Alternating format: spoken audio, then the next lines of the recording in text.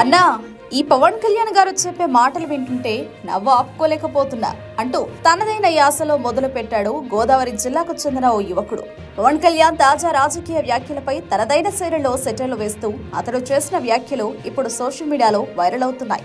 గతంలో చంద్రబాబు నాయుడు గారికి వయసు అయిపోయిందని ఆయన రెస్ట్ తీసుకోవాలని చెప్పింది ఈయనే కదా, మరిప్పుడు ఏమైందో? ఆయన్ని పట్టుకుని డిప్యూటీ సీఎం అయిపోయాడు. అప్పుడు చెప్పిన మాటలేమో గాలికి కొట్టుకుపోయాయి అంటూ పవన్ కళ్యాణ్ గతంలోని వ్యాఖ్యలను గుర్తు చేశాడు ఆ యువకుడు. ఇక తాజాగా పవన్ కళ్యాణ్ చేసిన వ్యాఖ్యలపై మరింత ఘాటుగా స్పందించాడు. ఈనాడు వచ్చే ఎలక్షన్ కోసం కాదంట, వచ్చే తరం కోసం కొనసాగాలంట. అంటే ఏమిటంట ఇది? పదవి కావాలనే కోరిక స్పష్టంగా కనిపిస్తోంది.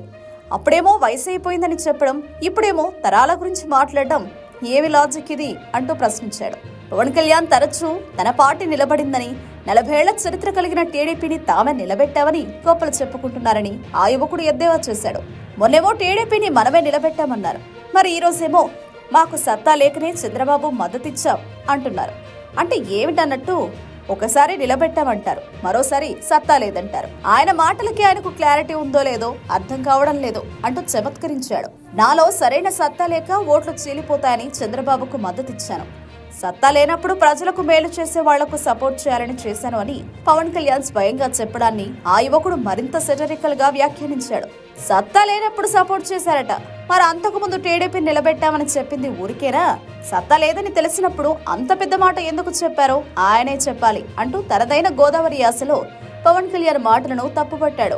మొత్తానికి ఈ యువకుడి సెటైర్లు సోషల్ మీడియాలో తెగ వైరల్ అవుతున్నాయి. పవన్ కళ్యాణ్ మాటల్లోని వైరుధ్యాలను ఎత్తి చూపుతూ అతడు చేసిన వ్యాఖ్యలు రాజకీయ వర్గాల్లోనూ చర్చనీయాంశంగా మారాయి. రానున్న రోజుల్లో పవన్ కళ్యాణ్ ఈ విమర్శలకు ఎలా స్పందిస్తారో చూడాలి.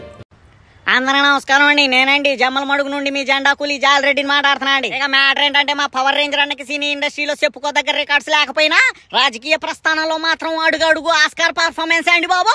ఇక గ్రేస్ మార్క్స్ బిడ్డ అంటూ మా అన్నని హేళన చేస్తూ మాట్లాడే వాళ్ళందరికీ చెప్పేది ఏంటంటే, మా అన్నకి చదువు చెప్పే మాస్టర్లో నచ్చక స్కూల్ మానేసిన, మాటలు మార్చడంలో మాత్రం మాస్టర్ డిగ్రీ చేశాడని మర్చిపోకండి. ఏంటి నమ్మట్లేదా? మరి గతంలో మన బాబోరిని మీకు వయసు అయిపోయింది, పాలిటిక్స్ కి పులి స్టాప్ పెట్టి రెస్ట్ తీసుకోండి అంటూ చెప్పిన మన సనాతని ఈనాడు వచ్చే ఎలక్షన్స్ కొరకు కాదు, మరో తరం కొరకు ఆలోచించే విజన్ ఉన్న విజనరీ లీడర్ మన బాబోర్ అంటూ లీడర్లు ఎట్టి లేపుతుంటే మీకు అర్థం కావట్లేదా ఏటి?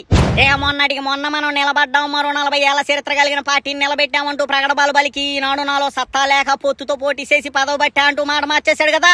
అప్పుడైనా మీకు అర్థం అవ్వాలి కదా. అయినా స్టేజీలెక్కి మనల్ని ఎవరు ఆపేదని స్టేట్మెంట్స్ చేసే స్టేజీ నుండి, ఒరే బాబు స్టేజ్ ఎక్కగానే సీఎం అని అరవకండ్రో తర్వాత రేవెట్టేస్తారని భయపడి చెప్పుకునే స్టేజ్కి తీసుకొచ్చారు కదన్నా. అంతేగా అంతేగా. అయినా మా అన్న ఏం చేసినా మాకు సమ్మగానే ఉంటదండి. కానీ మొన్న మాట అన్నాడండి, చాలా బాధేసిందండి. అల్లరి సిల్లర్గా ఉండేవాళ్ళు నాకు అవసరం లేదు, నిలకడగా ఉండేవాళ్లే నా సైన్యంగా ఉండాలి అని. మరి గత 10 ఏళ్లగా ఏ రోజైనా నువ్వు నిలకడగా ఉన్నావా? మరి నీ సైన్యమైన మేము నిలకడగా ఉండాలంటే ముందు నువ్వు నిక్కచ్చిగా ఏడవాలి కదా. నీకు ఫ్యానిజం చేస్తున్న పాపానికి పాలేర్లంటూ మాకు పేర్లు పెట్టి పోస్టులతో సోషల్ మీడియాలో వైరల్ చేస్తున్నారు కదయ్యా.